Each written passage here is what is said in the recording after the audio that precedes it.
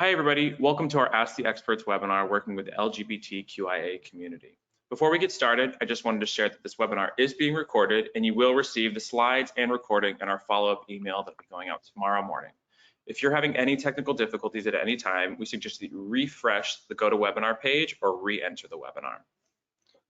Just taking a quick look at our agenda, we're going to introduce our speakers, and then we'll jump right into those pre-submitted questions that you at home have been answering or sending in, and then we will jump over to our final thoughts. Quickly taking a look, my name is Nick Allen. I'm the Marketing Events Manager at SimplePractice, and I will be the moderator for today. Passing over to our first panelist, Hazel. Hazel, would you like to tell us a little bit about yourself and your work? Sure. Feels weird to see my bio in front of me, but I identify as queer, trans, Latinx. I'm a psychotherapist in LCSW. I'm currently based in San Diego, land of the Queen, and I am happy to be here. Perfect. Thank you so much for being here, Hazel. And next is Dr. Nick. Dr. Nick, would you tell us a bit about yourself and your work? Yes. Hello, everybody. My name is Dr. Nick Alder. I use they, them pronouns. And I am a pre-licensed trainee here based in Chicago with a PhD in psychology, counseling psychology. I also think it's really important to name that in addition to the work that I do in the therapy room, I also consider myself a community builder and creating space that is healing and liberatory for Black and brown, queer and trans people, gender nonconforming, gender expansive folks in the city of Chicago. Perfect. Thank you, Dr. Nick, and thank you both so much for being here. We know our attendees are very excited to have this conversation, so let's jump right into those questions. Our first question comes from Shelby, and the question is, what are some organizations you trust for things like resources, trainings, etc.? Hazel, I'll set this one up for you. Oh, yeah. I think there are probably a lot of organizations that do a lot of different trainings, but I think what I want to acknowledge first is to try to seek out trainings that are done by folks with lived experience in addition to professional experience. I think that the depth of knowledge from somebody with lived experience is really important in this work. And then specifically some organizations, the National Queer and Trans Therapists of Color Network is a really good resource, which is a directory specifically for queer and trans therapists of color or providers of color. Dr. Sian Chang is a really well-known psychologist in the field who does a lot of work around trans communities, and their practice offers, I think, Shifting Center, they offer some on-demand trainings.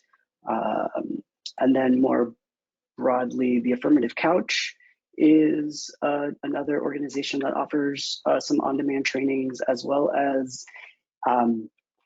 if you want some more basic information and some free resources, the Fenway Institute's National Health Education Center, I would recommend their trainings as well. They have some pretty good stuff online that you have to sort of sift through, but there are some pretty good gems in there. Perfect. Thank you so much for all those resources. Dr. Nick? Yeah, I love the notes that Hazel started with, and I wanted to share a few notes of my own before sharing resources. I think that there are two things that I really wanted to highlight, which the first being pretty similar to seeking out folks with lived experience. To me, it feels really important to challenge where we're getting sort of like information and training from, and to look outside of institutions and academia in specific for building the knowledge base around communities within sort of the LGBTQ umbrella. And I think a great space to start is really looking at community organizations, because there are folks with a long history of organizing and building healing spaces that aren't necessarily considered therapists or backgrounds in specifically mental health, but also have created a space of just being able to stand in the gap where there has been within our fields.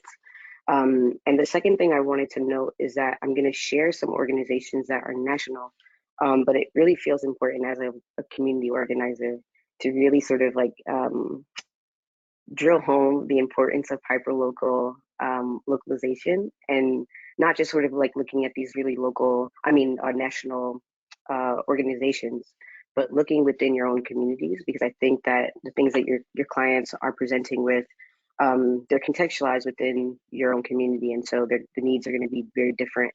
And so, of course, the national organizations will be really helpful. And also, I think it's important to think about what's happening within your own community and seeking out knowledge from folks there. So I am a resource builder and sharer, and I got lots of them. And so if you don't catch any of these, I'm happy to sort of like follow up with folks either through my website or through social media platforms to provide direct links.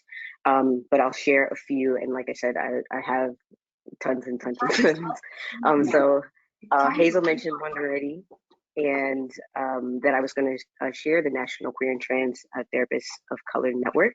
And I'll just sort of amplify that work. Beyond them being a directory, they also provide trainings and sort of like professional development for therapists that I think can be really important, even for therapists who are not of color. Another organization that I think is important is an organization called BEAM. I think they're based out in LA, but they do work around national sort of organizing and movement building for mental health and wellness for Black communities. I think that there's also this organization, Queer Crescent. Queer Crescent does work for Muslims who identify within the LGBTQ community. And they are sort of like organizing around collective liberation for that community. I think that they could be a great resource. The Martha P. Johnson Institute has a very dope online interactive directory where you can sort of like click on a map, and based on the state, you can come up with different resources that could be helpful to clinicians as well as to your clients. And so I think tapping into that resource can be super helpful as well. The Trevor Project, hopefully throughout these last few years, you've heard about the work that the Trevor Project is doing, but they're also a national organization that does like crisis intervention for folks that are queer, trans, non-binary, and the like. I think that a specific training that has been really helpful to me, Decolonizing Therapy for Black Folks by Shauna Marie Brown. That framework has been extremely helpful in helping me to sort of like develop language around what I've been doing in terms of community building and liberatory work for queer and trans folks within my communities. And there's a specific module in there that's focused in on queer and trans and gender nonconforming folks. And so thinking about how to decolonize our field feels really important. And then lastly, I'll say really quickly that it feels important to acknowledge that within the last few years, access to information around this community has become, I think, become a lot more accessible with the use of sort of like clinicians who are stepping out into social media platforms and allowing their voices to be heard in different ways. And so again, sort of like thinking about knowledge as not just within sort of like institution, but there are folks who are, I think, taking up space within the online space and helping to sort of like create information and educational content for folks. And so I think some folks that I would love to sort of just call in really quickly, Queer Black Therapist. You can find them, I think, on probably all social media platforms at Queer Black Therapist. Black Queer Magic, these are also colleagues and friends of mine, and so I think that their work are really important to thinking about gender identity, and they have a very cool sort of approach to thinking about gender identity and jewelry, which I think is really important as you think about adornment and identity and all these things that I could really nerd out about that I think are important. And then lastly, mental health STEM. So I know I just dropped a lot. It feels important to be a resource to folks, and so I'm happy to sort of share. And like I said, if folks are wanting direct links, you can find a way to contact me either through my website or through my Instagram, and I will be happy to send you direct links to all of the folks that I named. And you already read my mind. Just for those attendees that are here, what is your website and social media, just so that they have access to that? Yeah, so it's Word, the number 2, and then Dr. Nick. So Word, the number 2, and then Dr. Nick. Perfect. Thank you so much for all those resources. I know our attendees are going to love being able to use those. Jumping right into our next question. What is the best approach in helping a children or adults going through gender identity issues? And Hazel, I'll pass this one to you. Thanks, Nick. I'll speak a little bit on the children, young folks aspect. I think this really depends on what are the gender identity issues. And I want to start off by saying not all gender nonconformity is an issue or a problem, right? What is this young person saying about their gender, and what are they telling you about what is happening for them in exploring or thinking about their gender? I think mostly when we are not familiar with gender nonconformity somehow becomes a problem. But I think thinking about it within the context of this person's environment, right? Like, especially if you're working with young folks or teens, you're working with their environments, right? You're working with their care networks, their families, their caregivers. So what do those spaces say, and how do they support or not support gender nonconformity? Because those are usually the folks that are going to be most impactful for this young person, right? Those are the environments that are going to be most impactful for this young person. I think above all is like being curious, being affirming, being supportive, and sometimes being an advocate, right? I think that this allows us to work as advocates for our clients. Like, what does it look like to try to help this young person have a better life, family, school environment, the places where they are navigating, entering, and the places where they want to find belonging, right? Like, how can we advocate for those places to be more affirming, be more supportive? Yeah, that's all I have. Great, thank you so much. Dr. Nick? Yeah, I think a lot of what Hazel shared so far really can translate to adults. And I think that there are some things that I want to kind of amplify within that. Thinking about sort of gender identity issues, I think the point that like all gender identity does not equal issue. And so not just kind of making the assumption that because someone has an expansive understanding of their gender, that is what they're kind of coming into therapy for. And then when someone does highlight that this is what they're coming into therapy for, I think that it feels really important to create space that just kind of supports exploration, fluidity, and even the trying on of identities. I think there could be a lot of pressure for folks to have it all figured out, or to really think that if a person identifies as sort of like queer or within sort of the LGBTQ umbrella, that they should have they should be committed to a specific identity. And I understand gender to be something that is really fluid and can change from moment to moment. And so within the therapy space, acknowledging that like what works and fits today in terms of what I'm feeling toward my gender could be very different than what works and fits tomorrow. And so allowing for that to be something that is not sort of like just kind of shared at the beginning and then left alone, but there's space to be in conversation over time about the ways that my feelings and thoughts about my gender might change, and how that might change for our clients, and affirming that that's actually okay. A resource that I think could be helpful, there's a website, I think it's called the Gender Changing Room or something to that effect, and it allows you to sort of like really experiment with trying on different gender pronouns, which I think is just super helpful for it could be, I think, clients who are children, but then also clients who are older and kind of in this space of kind of allowing for just a changing relationship to gender. You can go on that website and just, I think, try on different gender pronouns and just assessing like what actually feels good about this, what is actually bringing up some like discomfort. And I think, yeah, just creating space for folks to really lean into gender as a fluid expression, and that it's not something that needs to sort of be, there doesn't need to be a commitment around sort of one gender identity, but we can sort of like play into and explore what we feel in terms of our gender and identity throughout time.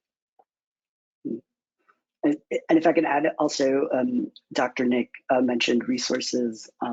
The Gender Quest workbook is a really good book for exploring for young folks. But I've used it up until like young adults in exploring gender. If you are a clinician who uses workbooks or could use some guidance in that realm, I find that really helpful. Great, thank you so much. Moving on to our next question. What are the top mistakes that therapists make in working with this community? What would you suggest to help prevent these? Dr. Nick, we'll start with you on this one. Yeah, I think that it feels important to name that, just kind of given the ways that we've been trained, sort of our conditioning around thinking about gender, are the foundations of sort of like heterosexuality, cisgender, sort of patriarchy, all of the systems of oppression that I think really importantly inform my work. It's important to kind of understand that mistakes are a part of the process. And so I kind of want to interrogate this question and not so much think about how to prevent mistakes from happening, but I think about what has to happen after a mistake happens, because I think that if we are just open to our own sort of like humanness showing up into the therapy room, we're going to make mistakes. And I think that it feels important to maybe think about the first part of the question. So what are some of the mistakes that I've heard sort of like clients like share from their experiences in therapy? Some of them could be kind of thinking about therapists who aren't necessarily comfortable or have experience kind of given validation to the ways that folks might experience sort of like discrimination and validation within sort of mental health experience previous. And so understanding that because of that history, and this is not a blanket statement that should be generalized to all clients, but many clients might come in with previous experiences that inform like a sort of like general mistrust when they engage in sort of care. And so I think it could be a mistake not to sort of validate those histories or to be able to make space for things have happened to this client in the past before coming to us. I think that another thing that clients have talked to is just generally not being seen in the fullness of their queerness or their gender nonconformingness or in their transness. And so having a therapist who might be asking questions, and not questions that support exploration, but questions that sort of like put a client to have to kind of like defend their experience or defend their identities, and that not feeling affirming or supportive to a client. And so I think kind of going back to the point that I made at the top, that like mistakes are going to happen. And if these are things that you find yourself sort of like contending with in the therapy space, what does it actually look like to move through challenge or through a mistake or a moment where you've sort of like there's some harm that has taken place in the therapeutic relationship? How do you move through that with accountability and allowing for repair, understanding that like healing happens in relationship, and many of us know that the therapeutic relationship is like one of the key components to how change happens. And so allowing clients to view you as a person who makes a mistake, but then can also be accountable to that mistake, and to work through the moment of like what it feels like to sort of like own making a mistake. I think that feels important and helps to kind of like challenge the idea of like preventing mistakes from happening versus like being prepared to move through challenging moments with our clients, which I think can be really beneficial. Great, thank you so much. Hazel? Yeah, I really love a lot of what Dr. Nick said, and I really love the reframe of the mistakes. Right? I'm like, it's not if we make a mistake, right? It's when we make a mistake. Right? I really believe in that, the therapeutic relationship really being that central focal point of healing in our clinical relationships. I think in addition to some of what Dr. Nick said about sort of understanding how clients show up to the therapy space, I think also an acknowledgement um, of the power dynamics in the clinical space. So like, I hear a lot of folks be like, I don't want to be a gatekeeper, especially when it comes around like supporting access for trans and non-binary folks. And I say like, we are gatekeepers. Like that's the role that we've been in historically, right? And so how do we try to reduce as much harm as possible in this role and really shift that dynamic as best as possible in our work? I think is an important piece of all of this. I also think that it's really important for clinicians to understand the historical context of LGBTQ folks in the mental health field. I mean, like if we're looking at like the DSM, like there are still fragments and maybe even some people say overt of homophobia and transphobia in that book that is supposedly the mental health Bible of sorts, right? And so I think acknowledging that even if somebody hasn't had a direct bad experience with a provider, that they are showing up with the knowledge within themselves historically of how LGBTQIA folks have been treated in the clinical space, in therapy relationships, right? I think that's super important so that we're not doing more harm, frankly, in the work that we're doing. And one other thing, I want to also highlight what Dr. Nick said earlier about, I think identities are fluid, right? I think sometimes we think, oh, somebody came out as something and therefore that's it, right? That's where the thing stops, right? Oh, okay, cool, you're queer. Oh, cool, you're trans, right? And it's like, no, but what does that mean for that person, right? Because everyone's identity shifts. Sometimes it might feel drastic to us because we're not that person, maybe, right? Like we might have opinions about what that looks like, but everyone is always changing and shifting in different ways, whether we see it or not, right? And so also thinking about the fluidity in that, right? What if somebody doesn't identify as this later, right? Well, maybe that was great for them in this particular period of time. We have to acknowledge and trust that they're making the right decisions about who they are and know themselves as best as possible in this given moment in time, right? We're not future tellers, right? So also acknowledging those pieces are important. Great, thank you so much. Moving on to our next question. Can you speak to the intersection between LGBTQIA identities and race? Dr. Nick? Yeah, so I think a quick, maybe foundational definition offering is just kind of understanding like what intersectionality is. So intersectionality as a sort of concept was offered by Kimberly Crenshaw, who is a Black feminist scholar and activist.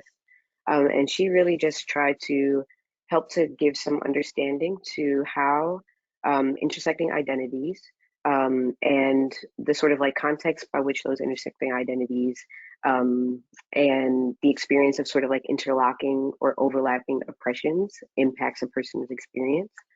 And so when we're thinking about identities and intersectionality, I kind of want to broaden the question a bit, because I think that if we're thinking about intersectionality, we got to make space for not just the intersection of gender, sexuality, and race, but also bringing in sort of like ability, socioeconomic status, neurodivergence. There are so many different aspects and complex identities or parts of a human that I think deserve some space in sort of in the conversation around intersectionality. And I think to the work of therapy or to mental health or to healing, intersectionality helps us to kind of create space to understand the context historically and also in the present around oppression, how that relates to experiences of trauma and also any sort of like mental health challenge. But I also think that one view kind of is a little bit limited. And I think that their intersectionality also offers some other like really important things. And so thinking about like not just oppression and the impact of oppression, but also what are the sort of the glimmers, the strengths, the things that come from communities who also hold these intersecting identities. And so not just kind of thinking about the deficit or sort of like distress associated with oppression, but what are the strengths? What are the things, or what are the sort of like community resources that folks are coming in with because of kind of intersecting identities? And I think that that consideration creates a pathway for thinking about not just sort of like healing, but also bringing in this idea that I think is really important to this work, which is kind of liberation that moves beyond sort of like healing as a sort of like individual process and thinking about liberation as like a collective kind of like a collective healing, a collective experience. And so, yeah, I think that those are some of the things that I wanted to know around intersectionality and why it feels important to have that be a part of the dialogue here. Great, thank you so much. Hazel? Yeah, I think Dr. Dick did a really good job of breaking down the understanding of intersectionality and really brought in Dr. Crenshaw's understanding there.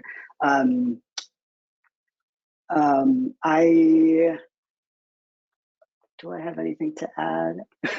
I think the one thing that I think is a helpful consideration too is when we think about like global and multicultural frameworks and understandings of gender, sexuality, identities, and expression when we're working with clients.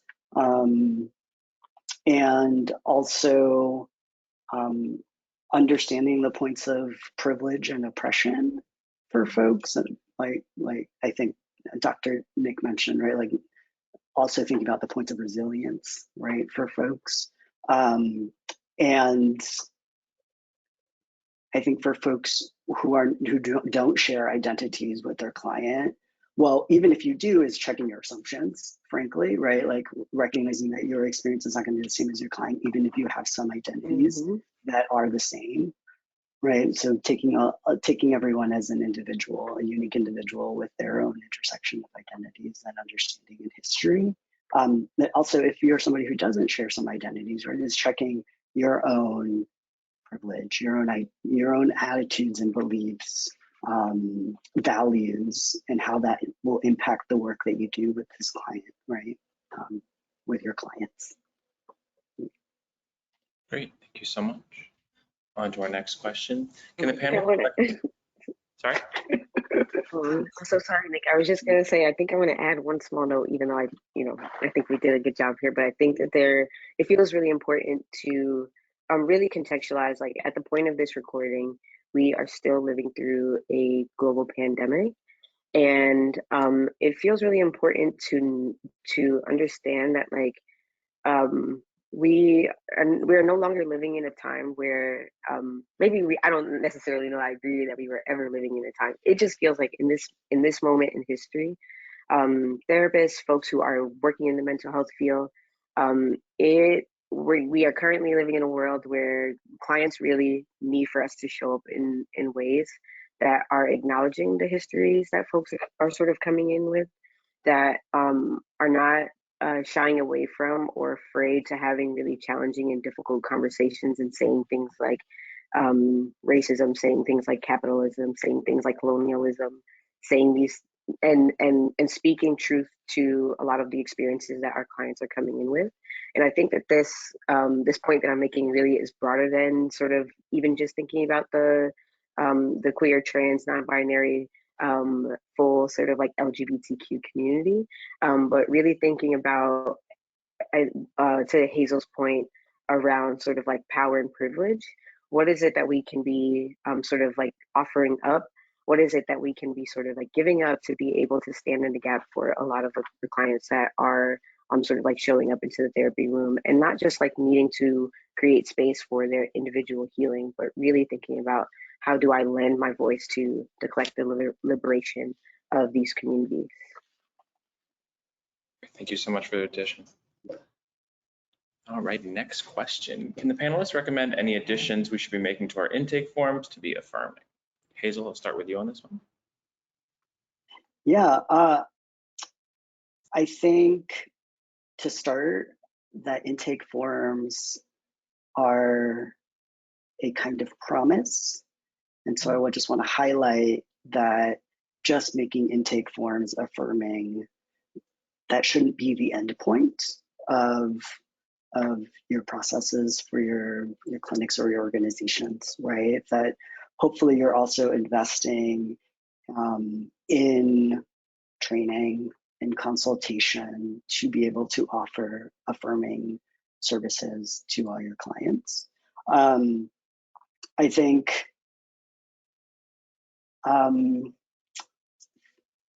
without seeing specific intake forms, right, I'm just guessing about what kinds of informations are often on intake forms, thinking about what questions you're asking and why you need that information, especially around like sex markers, gender. I've started seeing sex assigned at birth on some forms, and I'm like, why do we need to know that? Right? Like, what is the context of having to know that? Right? Because often we're actually just needing that information for like legal or insurance purposes, right? If that's what we're asking for, if that's the reason that we're asking for that information, then I think being clear about why we're asking for that information can be really helpful to our clients, right? Trying to avoid terms like preferred, because things like names and pronouns just are, right? Using stuff like name and legal name can be helpful, for example, or just pronouns, right? Like we all have pronouns, actually, regardless of our gender identity. Those are some of the things that kind of automatically come to mind. Great, thank you so much. Dr. Nick? Yeah, I think Hazel did such a good job of giving like specifics. And I think one question that I would love to offer to folks is really just sitting with your intake forms and asking like, where do binaries exist in this form? Are there ways that I'm asking questions that are forcing clients to make a choice between two two choices? Is there a way to reframe the question to invite some expansiveness, to invite the client to share their story? And I love that point that you made, Hazel, about the form sort of being a promise, intake forms being a promise, and it's just the starting point of a journey.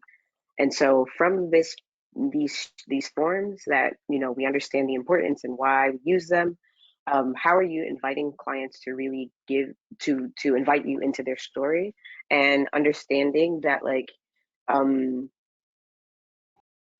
don't think I believe that clients have to kind of come in and just divulge all of their information, but that through a sort of like relationship that is built in a sense of sort of like safety, and as much as safety can be offered in a therapeutic space, and trust, that a client is allowed to sort of invite us into a story. And thinking back to those intake forms, how am I supporting a client to be able to kind of invite me into their story? So I think that's kind of what I want to add here. Great, thank you so much.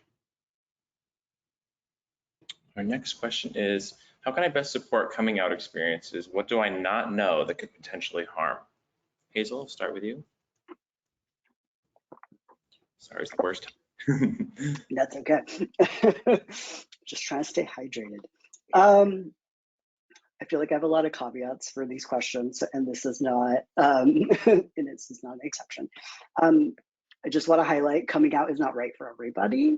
And I think that that's an important part to consider when we are working with clients. When we're treating clients as unique individuals, right? And we're considering stuff like safety, cultural context, history, values, who needs to come out, what does that look like? And also, what is coming out? Because I think there is, in the process, in the understanding, in our like current present understanding of something like coming out, there is this sort of underlying assumption that people who have non-conventional genders or non-conventional sexualities are somehow hiding something, and so then they have to reveal themselves to people. And so what are we saying through that process, right? And then who has the privilege of coming out, right? Like who gets read as LGBTQIA and who doesn't have the option to come out in that. And reframing that, also the coming out form is like letting people in, right? Or having a conversation with somebody or whatever that looks like, right? Like who do we want to let into these parts of our lives? I think is a really helpful way to actually think about this coming out process, as well as this is often not a one-time thing, right? It is a lifelong process for many and continuous, and it will look different across a lifespan. Great, thank you so much. Dr. Nick? Hazel hit all the points I was gonna say. So I think I have nothing to add. I just want to amplify those things. Yeah, I'm not even gonna, that's it. On to the next question. What techniques do you use to help clients who are struggling with coming to terms with their sexual identity? Dr. Neff, I'll give this one to you. So this was another one of the questions that brought up a little something, a little something for me, just in the trying to like sit with what it means to like struggle with sexual identity and what it is, what's my role here? Am I being asked to? Am I making the assumption and then acting based on an assumption? So I think I just want to like call out that I am having some discomfort with this question. To the point of techniques, I think I am wanting to maybe make a connection to one of the previous questions that I answered, and recognizing that it for me, what feels helpful when a client is asking for support in this journey is creating space for exploration, for play, for imagination, and like really getting to understand that this is not always a struggle for people. Like this actually can be a space of like feeling lots of celebration and lots of affirmation with support. And so I think some of so I mentioned that one tool around sort of like what it might mean to like try on gender identities, and something that I think has been helpful along those lines with some clients is thinking about like who are the folks that I feel are some like affirming relationships, and for instance, using those relationships as a place to be able to kind of like explore what gender or what sexuality might look and feel like. And an example I can offer here is your three best friends. You're thinking about you use like she, her pronouns, but you're thinking about sort of trying on what it might feel like to hear folks refer to you as they, them. My three best friends, I would love for y'all to just use they, them pronouns, and for me to sort of like feel into what am I feeling within my body as I'm hearing folks sort of like try on, explore, feel into this new gender identity. And so, yeah, I think that's what I have to offer. Just really thinking about like, this isn't a struggle for everyone. This idea that folks are sort of like changing their relationship to the gender or the sexuality, it doesn't always look like struggle. Sometimes it's a party, sometimes it's celebration, sometimes it's like a damn good time. And that therapy can be a space to like really affirm and to lean into, to feel into some of the other aspects, rather than the narrative that like this is gender identity is always a struggle. It's a yeah, I'll stop. Thank you so much for that response. That was great. Hazel?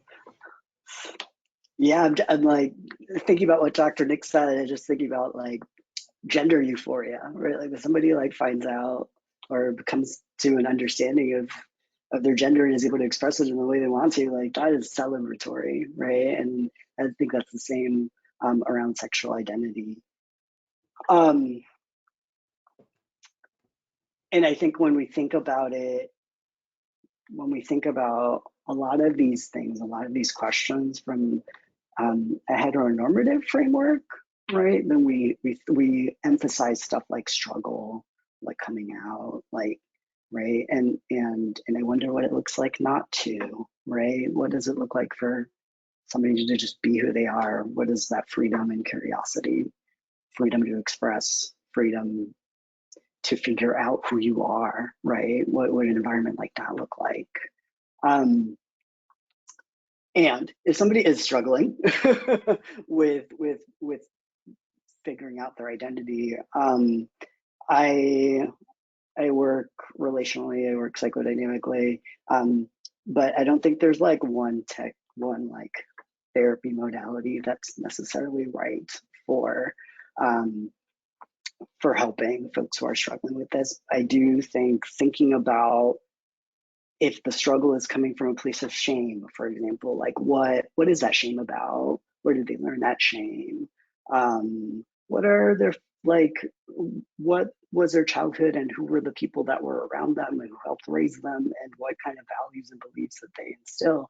You know, is that part of that struggle? Right? It's usually like the environments that contribute to somebody maybe having some difficulty or challenges with who they are, right? Not because they don't know who they are, right? But it's we want belonging, right? And if we're experiencing rejection, right, what does that look like?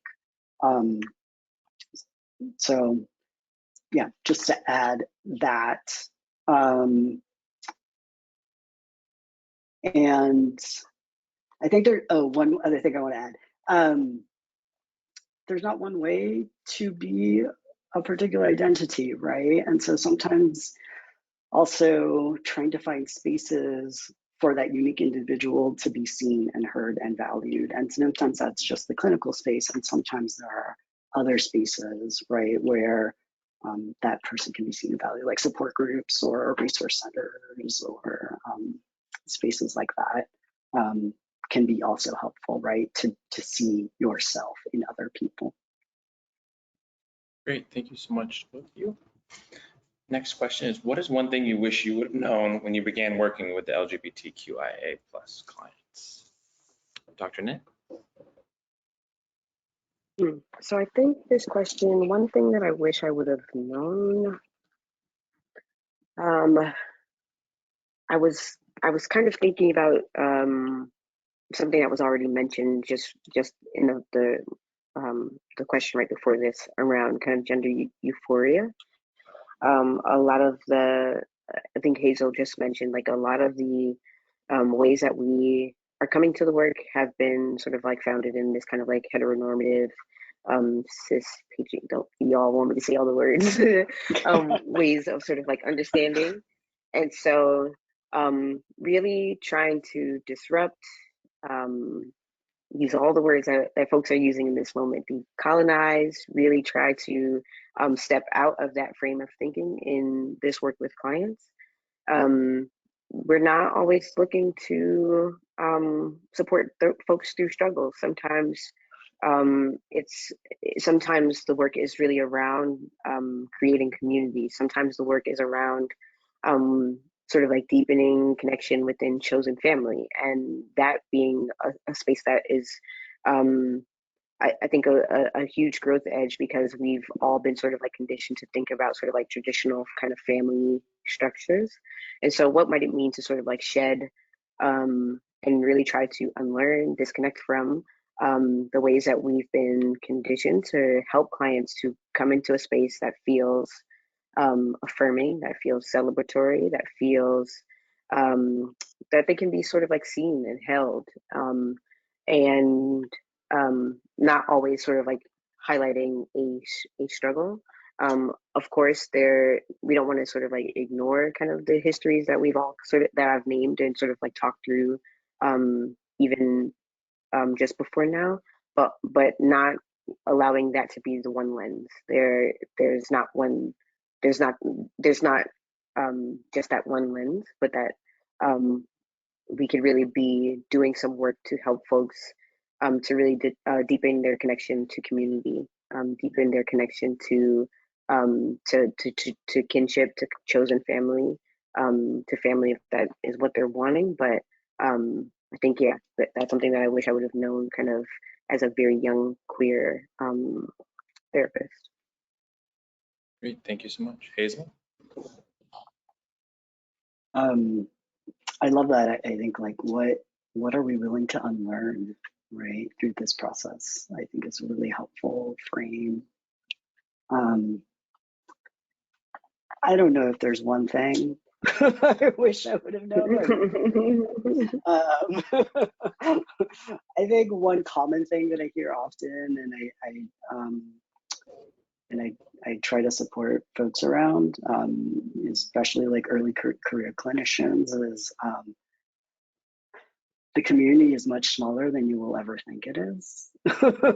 And trying to navigate those pieces can be really hard for some people, especially if you're a clinician who also identifies within community.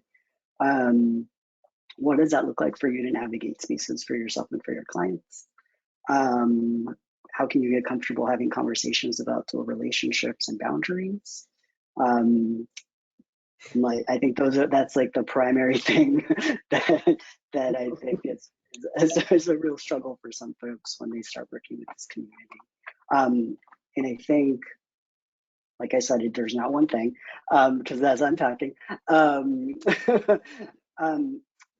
If you're going to be working with LGBTQ clients, what does it mean to only clinically work with folks and not be in community with folks? Right? I think that you need to really do both of those, right? Like be in community with the folks that you're working with, right? Because that's when I think we're actually really learning a lot more in some ways, right? Than only being in a clinical space. If we're only seeing folks with that power dynamic, what are we not seeing when we're in that clinical space? Great, thank you so much. Our final question is, how can I best support my LGBTQIA+ clients who are being actively rejected by their families? Dr. Nick? So I think that this one kind of connects to what I was just sharing around our conceptions of family, and really trying to question or interrogate what are my assumptions about what it means for this person to be rejected by family. Am I operating from a space of wanting to push a narrative of like forgiveness or reconciliation when that might not be supportive or even safe for a client? And I also think that it is extremely important as someone within queer community who really understands that like there are so many vibrant and colorful ways that we have been able to sort of invent and innovate around families that I think the rest of the world really needs to catch up on. And some folks are kind of catching up on. And that really is a sense that like someone being rejected by their biological family is not always, it's not, there is like important sort of like grief and loss to acknowledge around what it might mean to like lose connection to a biological family. But I think it feels really important to recognize that there are also non-traditional family structures that folks can and have for years been able to sort of like innovate and create around.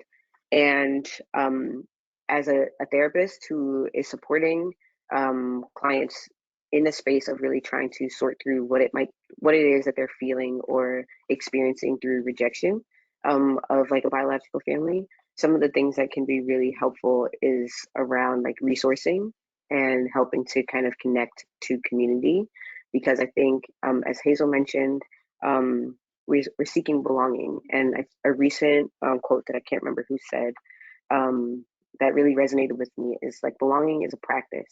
And so I think about my role within sort of the different spaces that I'm occupying as a queer, non-binary, femme person who's been sort of like trained in this field, but also who does like community building work.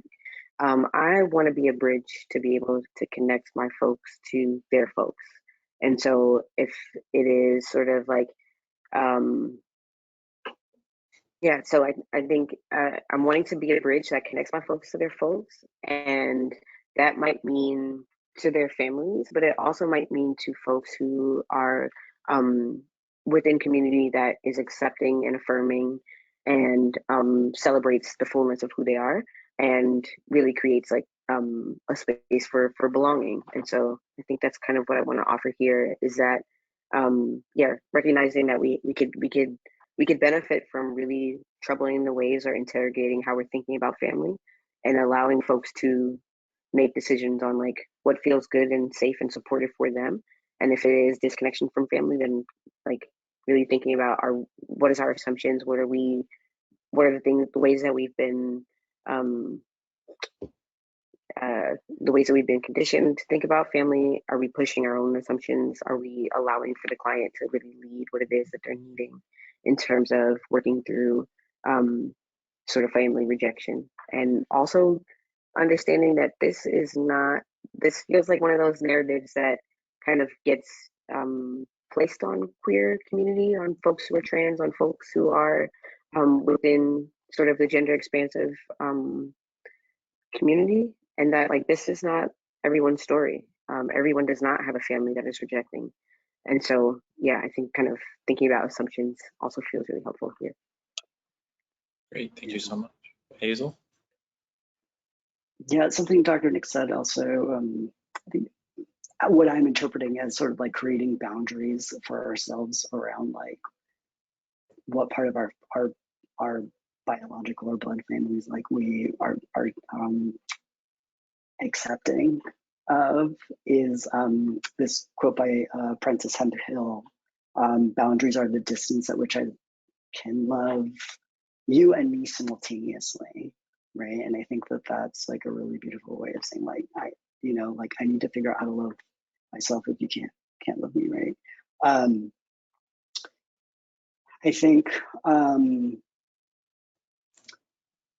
I think that rejection does look really different for lots of different folks, and so what is the rejection that is happening, and based on our own beliefs and values, are we making interpretations about the rejection, sort of like what Dr. Nick just said? Because if there's ambivalence there, or is it like abusive, right? Like those are different in terms of approaches and support, right? One resource I really like is SFSU, San Francisco State University, has a family acceptance project. It was like some research that they did over a period of time about different levels of acceptance and rejection within families and how that impacts folks' long-term like physical health as well.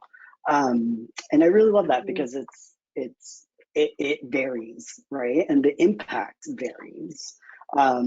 And so if this is a rejection that feels more like lack of understanding or knowledge, are you a family therapist, right? Do you want to like bring in the whole family? Is that something your client might want, right? Can you help have some of those conversations, right? And also, like, sometimes we just need to not be with those biological families or those like that are caretakers from a young age, right, for a while, right? Whether it's forever or not, like that's not up to us to decide, right? That's up to our clients, right? But distance can sometimes help, right? And there are lots of ways that we can build family, that we can build friend networks and chosen family, and that historically for queer folks has been a really solid way to survive, and to really find like the true sort of love and belonging that we all need, right? I think.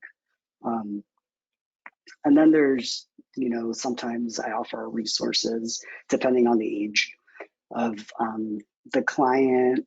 Some families are like, yeah, I would be in a room with other people that have experienced the same thing. And so like I offer like PFLAG can be a really good resource, that have support groups nationwide, usually by county based, I think sometimes. But for young and older folks can be a helpful space because I think families, when they don't have a lot of experience with LGBTQIA folks, right? Like it can be really powerful to be in another space with families who have gone through that same experience, right? To help support each other, and learn from each other. Perfect. Thank you so much. Now we're going to jump into our final thoughts. We'll open it up to each of our panelists where they can give any kind of insightful information they have. So Dr. Nick, I'll open this to you. Yeah, I think that it feels really important to acknowledge that just as we've maybe committed to doing this work, it's a lifelong learning process. And I love Hazel's point around what are we willing to unlearn in this process. So we've gone through lots of schooling, we've learned lots of things. And we got to acknowledge that some of those things are limited, some of those things are harmful, some of those things are not going to meet our clients where they need to be met. And so, what are we willing to unlearn? What are we willing to give up? What are we willing to really, to give up in order to be the supported people that we want to be to the clients that we're serving, and acknowledging that like the commitment is not just a one-time thing, but really requires an ongoing sort of process of learning and unlearning, learning and unlearning over time. Great. Thank you so much. Hazel? I feel like I'm just gonna like continue what Dr. Nick said. How and what does it look like to reimagine our work and reimagine our values and beliefs? Because I think that's like central to working with LGBTQIA communities. I mean, I think overall it's helpful, right? But another world is possible, right? Like, what does it look like to really be accepted for who you are, for us to be able to express ourselves in the ways that we want to, right? And just be accepted for you, right? And so how do we create that in the clinical space? And we can't just take one training, right? It's not like you don't brush your teeth once and then be like, cool, we're good, right? Never got to do that again, right? It's a continual. I took that from Jay Smoot. It's a continual process, right? And we're always going to mess up, right? And my hope is that we always can lean into that space of repair, and that some folks will be able to go through that with us, and then there will be some folks that aren't, right? But that we stick through that process of unlearning, as Dr. Nick said. Thank you so much for both of you for being here and giving this insightful content to our audience. We know they're really going to appreciate it. I see all the love in the chat, so thank you. I just want to remind everyone that this webinar will be sent out in our follow-up email going out tomorrow morning. I want to thank each and every one of you for all the hard work you do every day. We'll see you again very soon. Thanks so much. Thanks, y'all. Take care.